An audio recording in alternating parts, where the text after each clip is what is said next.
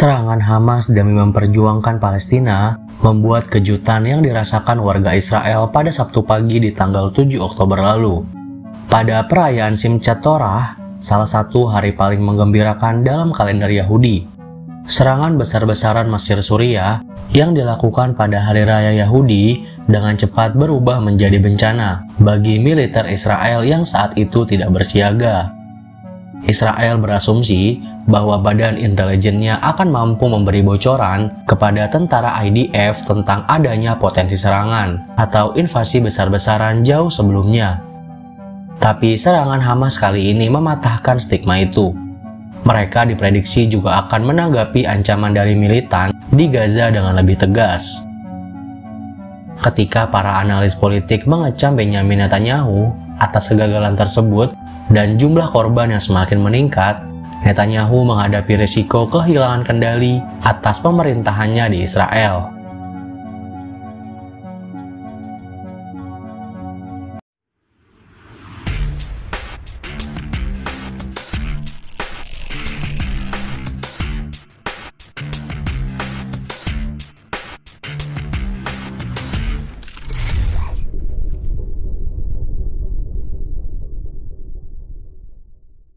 Sejumlah serangan membombardir Israel. Kamis malam waktu setempat, beberapa rudal dilaporkan telah ditembakkan dari wilayah Lebanon ke negeri Yahudi itu. Israel kini menderita kerusakan dalam laporan Al Jazeera Jumat dini hari. Brigadir Al-Qassam, sayap Hamas di Lebanon, mengklaim bertanggung jawab atas penyerahan ke wilayah Israel ini. Sebelumnya, banyak negara Arab mengkhawatirkan perang yang melebar dan mengganggu stabilitas kawasan. Tetapi Iran bahkan menyebut jika sejumlah kelompok menyerang Israel sehubungan dengan perang perlawanan Hamas dan sekutunya, dan meyakini perlawanan pejuang Palestina ini merupakan perlawanan terbesar yang membuat IDF kewalahan. Akankah ini tanda kemenangan untuk Palestina? Perlawanan sengit dari para pejuang untuk kemenangan Palestina ini membuat IDF kewalahan dan membuat sejumlah wilayah Israel porak-poranda. Lalu, wilayah Israel mana saja yang terdampak atas perlawanan pejuang Palestina ini? Berikut daftarnya.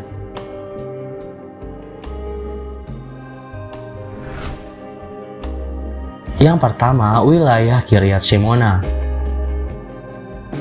Kiryat Shemona adalah sebuah kota di distrik utara Israel, di lereng barat Lembah Hula dekat perbatasan dengan Lebanon.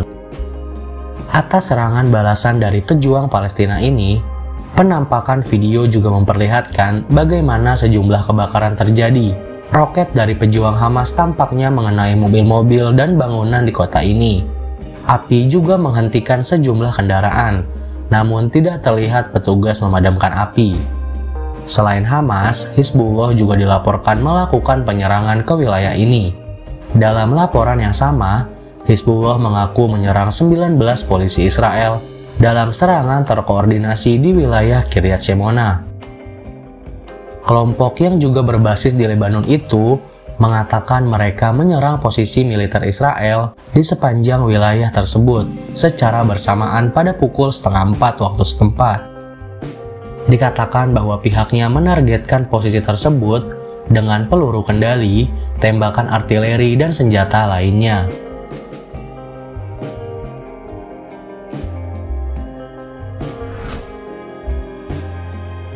Yang kedua, wilayah Kfar Aza.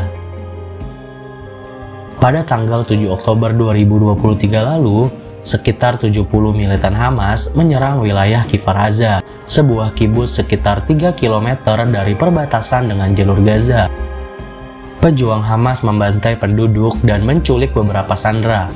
Anehnya, Mayor Jenderal Israel Itai Veruf menggambarkan pembantaian tersebut sebagai sebuah serangan teror. Padahal mereka sendiri yang selama ini melakukan teror terhadap warga Palestina. Wilayah Kfar Aza memiliki 400 penduduk sebelum serangan Hamas, dan butuh 2 hari bagi pasukan pertahanan Israel untuk merebut kembali kendali penuh atas komunitas tersebut. Meskipun jumlah pasti warga Israel yang tewas belum diketahui, Sebagian besar memperkirakan jumlah total warga Israel yang tewas lebih dari 100 orang termasuk anak-anak.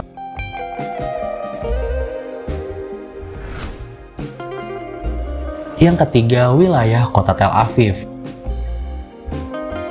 Tel Aviv adalah sebuah kota pesisir dan merupakan sebuah kota metropolitan di Israel. Penguasa militan Hamas digaja secara mendadak menggempur Israel dari berbagai penjuru, baik udara, darat, maupun laut. Jutaan warga Israel di bagian selatan negara itu terbangun karena suara roket dan dentuman yang tak terhindarkan. Sirine serangan udara meraung-raung hingga ke utara dan kota Tel Aviv. Alat pencegat anti-roket Israel bergerumuh di kota ini. Dalam eskalasi konflik yang belum pernah terjadi sebelumnya, pasukan bersenjata Hamas meledakkan bagian dari pagar pemisah Israel yang dijaga ketat. Mereka menyerbu warga Israel di sepanjang perbatasan Gaza, meneror penduduk, dan terlibat baku tembak dengan tentara IDF. Perdana Menteri Israel Benjamin Netanyahu dan sekutu sayap kanannya berusaha keras untuk merespon peristiwa yang berubah dengan cepat itu. Jumlah korban Israel dengan cepat bertambah atas serangan balik pejuang Palestina ini. Yang keempat, wilayah kota Metula. Untuk kesekian kalinya, Hizbullah menghancurkan pemukiman yang dipenuhi dengan tentara Israel.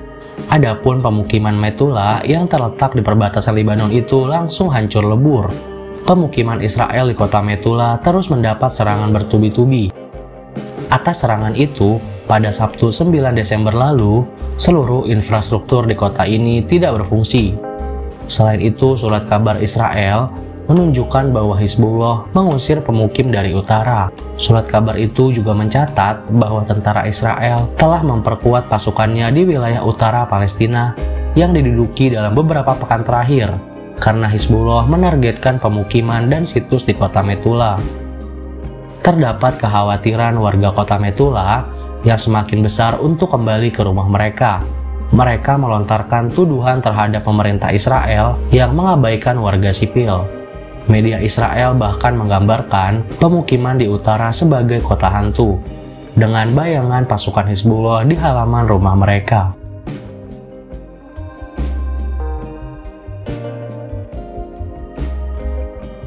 Yang kelima, wilayah kota Ashkelon.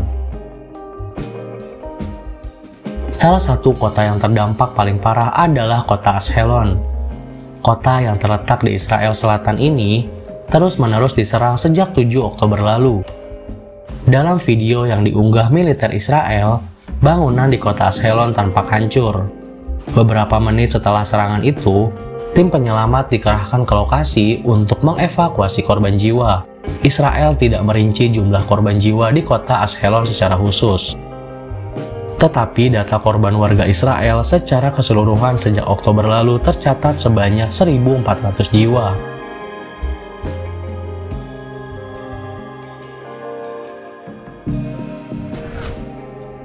Nah, itu aja wilayah di Israel yang digempur para militan pejuang Palestina.